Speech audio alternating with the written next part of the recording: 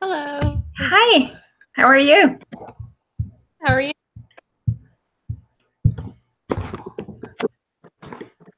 So, do you guys celebrate all the American holidays in Germany too? Like Memorial Day? No? We do. Oh, and plus the German one? Yes, some sort of.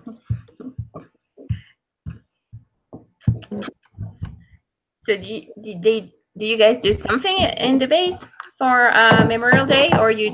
Because I know it's really close to the 4th of July, which you probably do more for the 4th of July. No? I don't know for sure. Might have done something. We just kind of barbecued.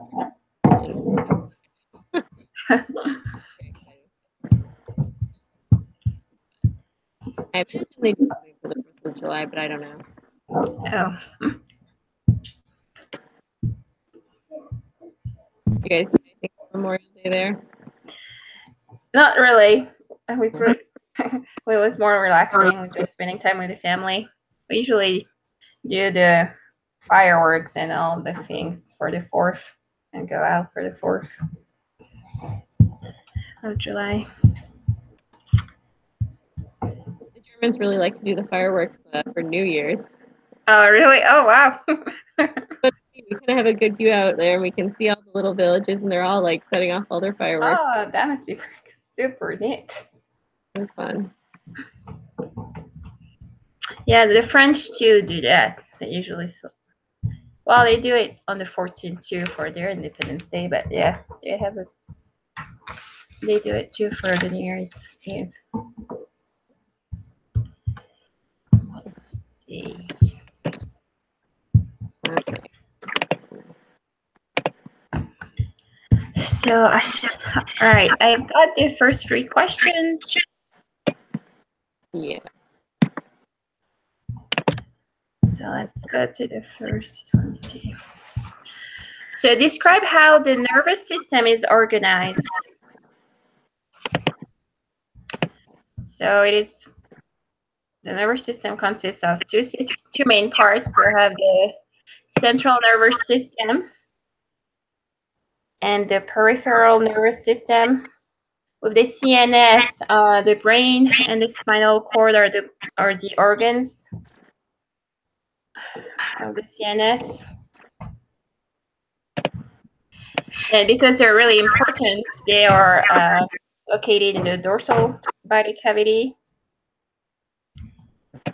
and are encased in bone for protection. Then for the PNS, the organs of the PNS are the nerves and ganglia. And so nerves are bundles of nerve fibers.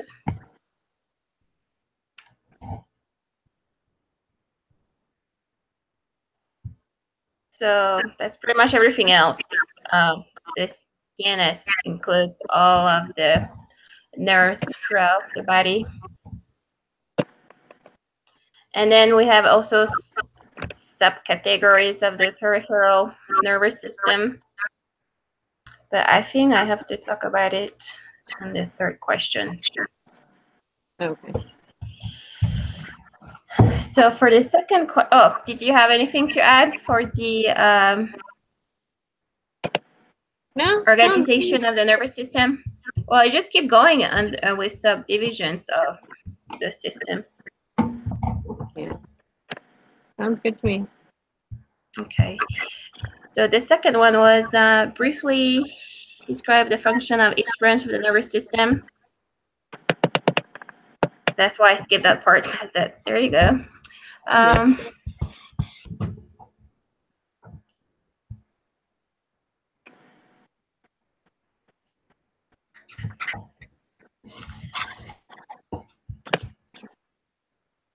Can you hear me? Sorry. Yes, I can hear you. All right. So we go back to the PNS, the peripheral nervous system, can be divided into 2 parts. We have the sensory division and the motor division. With the sensory division, it carries signals from nerve endings to CNS, and that is coming from the somatic sensory. We have skin, bones, joints, or muscles. And the visceral sensory are the heart, lungs, stomach, bladder. Then that motor division carries signals from the CNS to the rest of the body with a somatic motor and an autonomic motor. So another subdivision. The somatic motor allows the voluntary movement of the skeletal muscle, whereas the autonomic motor provides automatic movements that are part of the sympathetic division.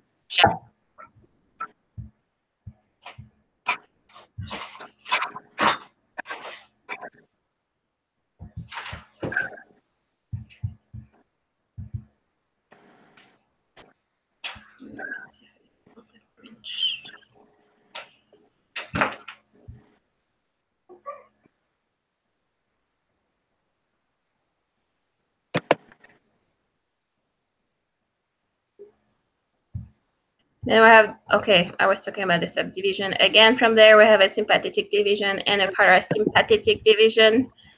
The sympathetic division arouses the body to action, whereas the parasympathetic division has a calming effect. And I've got all those branches. Did you have more? Check. I don't think so. No, that's all I had was the somatic, autonomic, synthetic. Yeah. All right. Okay, just trying to remember that sensory. I know there's a lot, really a lot with that system.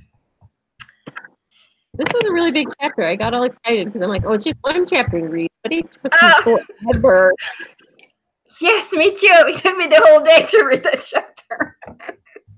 Well, I did 9 pages of notes. I kid you not, 9 pages. I'm just like, this is so ridiculous. I don't even remember half of it. I cried. Yeah, me too. I'll have to review and reread again because you're right. There was so much information. Like you said, I was also excited seeing one chapter. Okay, that was a trick. Cool.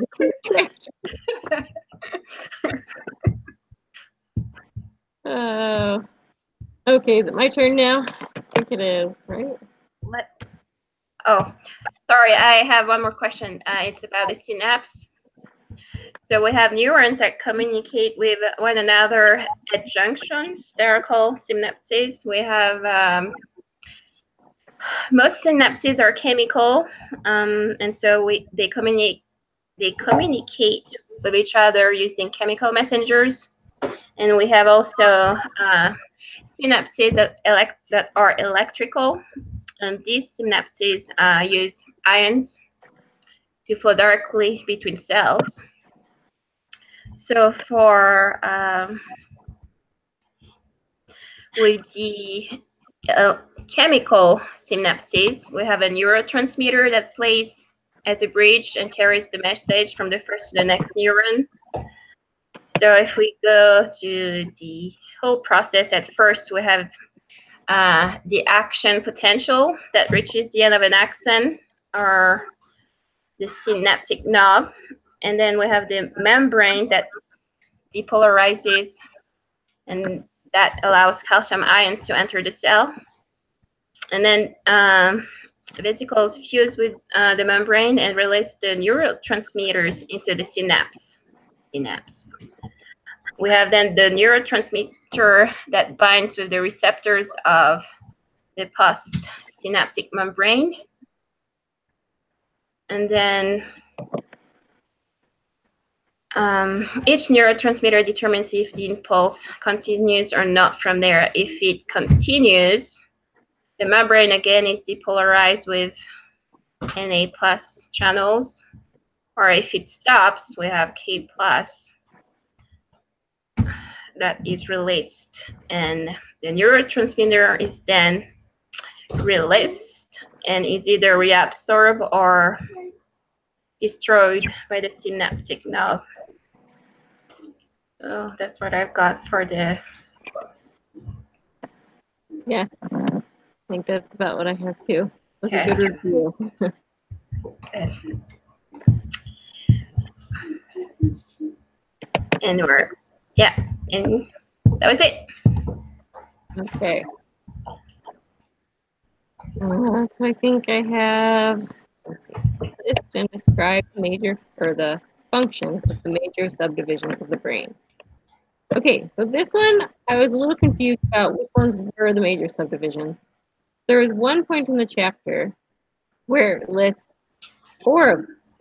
The cerebrum, I don't know how to say the next one, diencephalon, I'm not sure. Me neither. Cerebellum, and the brainstem. Yeah, that's what I've got too. I've got 4, so. Just those 4, that's what you have? Mm-hmm. Okay. Like later on in the chapter is when it actually went on to describe them. Mm-hmm. But then they kept describing like the limbic system and the cerebral cortex. I'm like, are these separate things? Are they part of another? I couldn't tell. No, you're right. They added that part in between, so that was a little confusing. Okay. So, but I kept it to those 4 subdivisions. Okay, I'll go ahead with those then. So, cerebrum.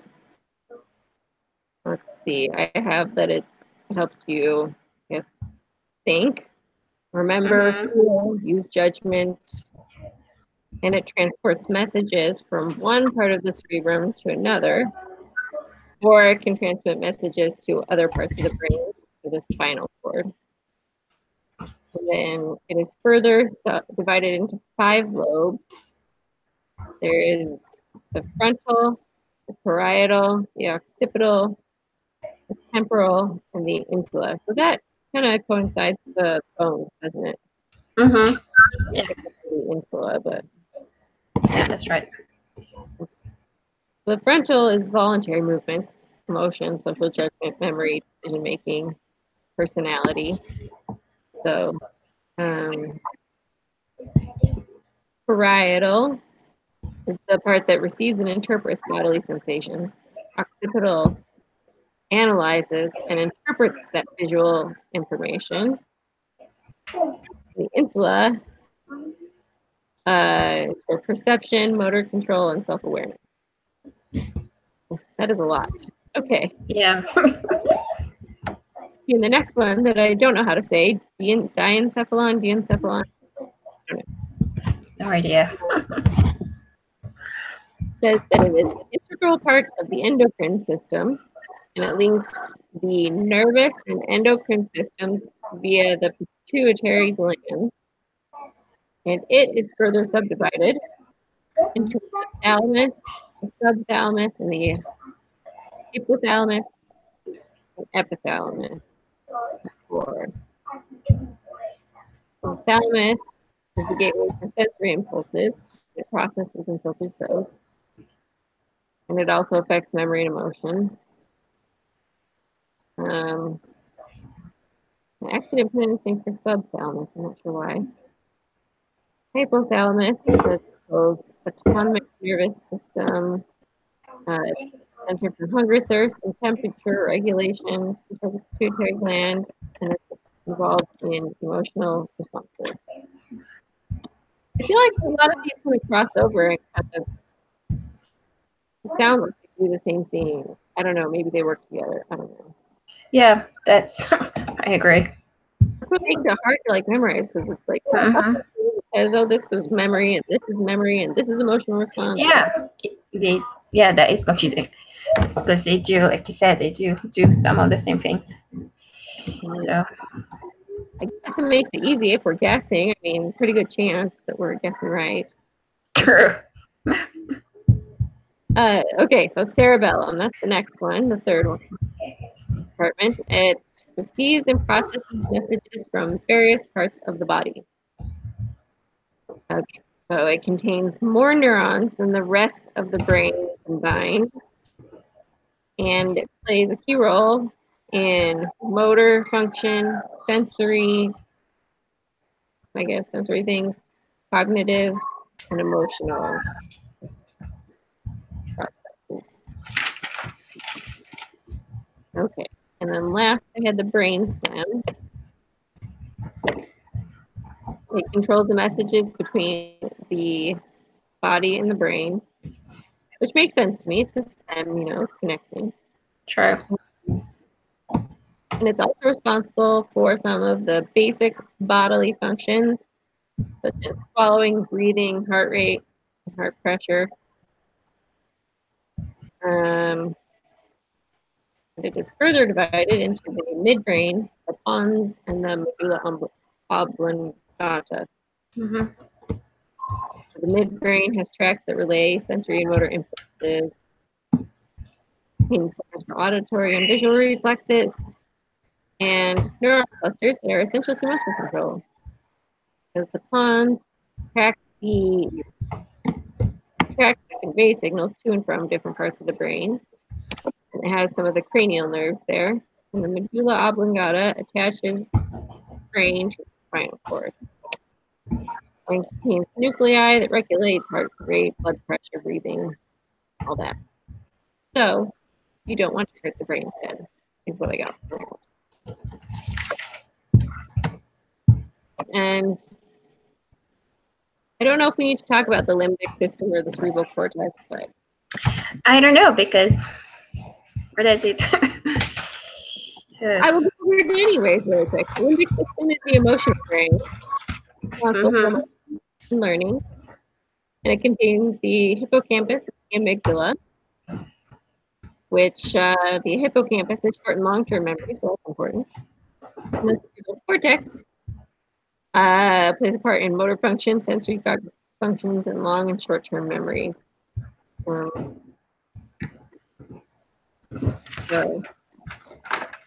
yeah. Thank you for that quick review. No, you're right. I know it plays a part, but I don't know how. Well, it does play along with it. I guess we do have to put it. Yeah. I don't know. It seems like a lot. I don't know. We were reading in there that, like, when you injure your brain, like, other parts of the brain can kind of make up for the, I guess, damage in different ways. So, yes, I'm sure they do overlap in what they do. Okay, what was next? Next question was, describe the normal functioning of pleasure centers in the brain. Oh, sorry, before I go on, did you have anything else to add to that other? No, you covered it all, because that was a lot. And you summarized it really well, so thank you. Okay, so the next question is, describe the normal functioning of the pleasure centers of the brain, including the role of the presynaptic neurons, dopamine receptors, transport channels, and postsynaptic neurons. Okay, so pull that up real quick.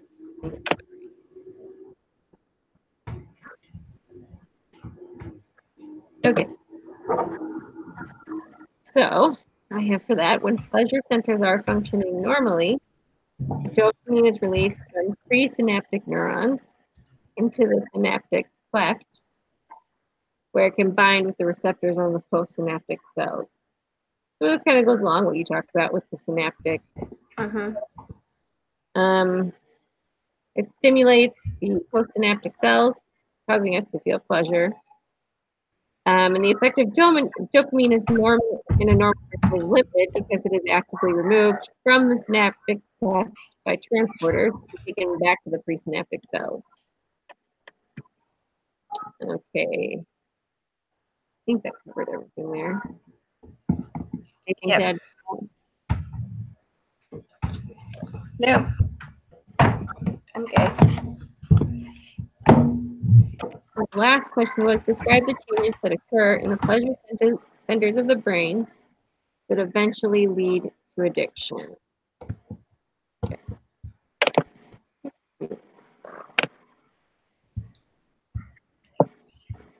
Okay. So when a person uses drugs, it causes an overstimulation of the pleasure center. which leads to presynaptic cells producing less and less dopamine as drugs are used. And also, there are fewer and fewer dopamine receptors.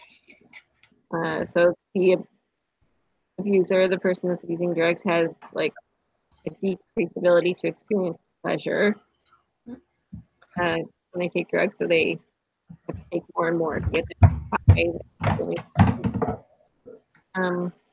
And so when they try to quit taking drugs, just normal pleasurable activities, normal things that bring them happiness are no longer strong enough to give them that pleasurable reaction. So I guess that's why a lot of abusers have a hard time quitting, because normal life without the drug isn't bringing them the pleasure, so that they feel the strong need to return to drugs in order to feel the pleasure sensation again. But if they quit long term, says that the pleasure center will return to normal function and it will recover. Hopefully. I don't know about drug use. Anything to add to that? No, that you went over all stuff. And it's crazy that it's the same process when pornography, well, or any addiction for the matter. Yeah.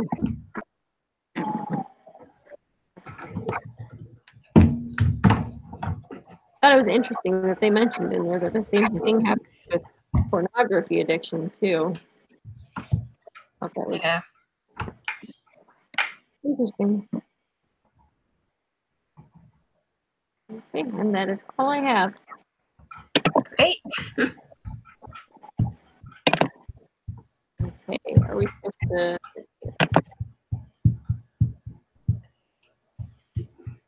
It says to visit the idea sharing memory aids discussion again. I haven't done that yet. I don't do that. Me neither. I usually do it at the very last minute before you need to set it. Yeah. I actually accidentally missed it last week. Oh, I was mad. I don't know. But this week they had some. Well, I know you're not supposed to use it, but the one from the book, were actually helpful. The one that they added, some memory aids from the book. Yes. One of the sentence which I already forgot. I know. Like, there was a long one and I can't remember it. Me neither, but I think that one will be helpful to remember all of this subdivisions. Yeah, I'll have to go back and look that up again because I can't remember it, but I remember they doing that.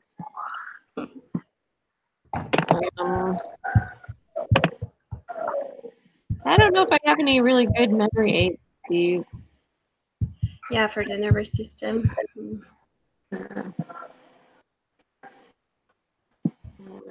Looking for anything.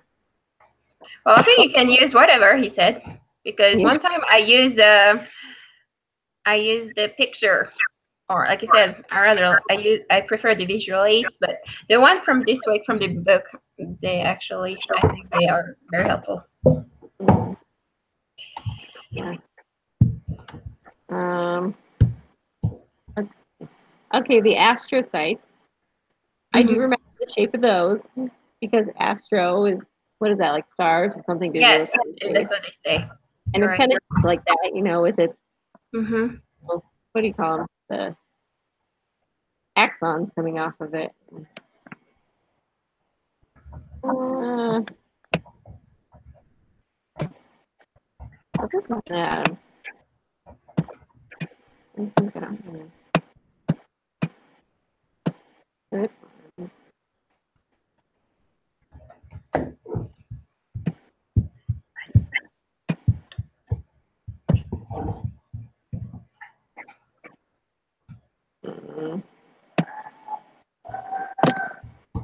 Yeah. I don't know. Sorry, I'm not much up there.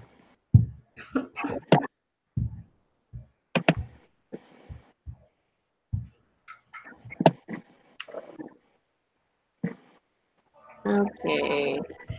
We're supposed to like our favorite idea in the discussion. Does it actually have a like button? I don't know. I don't remember it at all. Let me go look. Oh, I can't even look because I haven't replied yet. That's right. Okay, well, I'll go like something when I've replied or made a response. True. Next week, Wednesday. What day? So you're still good to meet next week at 1? Let me think. Yeah, I Week is the 6th. see. Yeah, that should be fine. Me too. Okay. Okay. And question.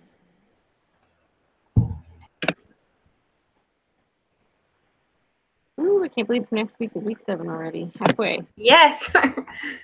That went by super fast. Not that I'm counting down or anything, but okay.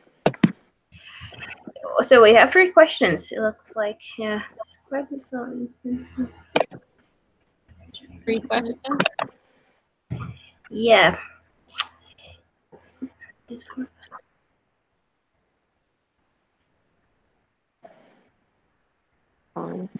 Yeah, I see 3. How do you want to do it? I really don't mind doing 2. Oh, should we do maybe the first 2 questions? One person can do, and one person can do the last question. I don't know. It just looks longer. Okay, let me see. Maybe I'm wrong. Okay, sounds good. Okay. Do you want to do the first 2 or the last one? I don't care either way. It doesn't matter either to me, so. You have a preference between the senses and the last one? I really don't. Well, I did the last questions last week, so I can do the first 2 questions this week. I'll take the first 2. All right, sounds good. I'll do the last one. Okay. And that's it for today. Okay. See you next week. All right. Enjoy the rest of your week. You too. Bye. Bye.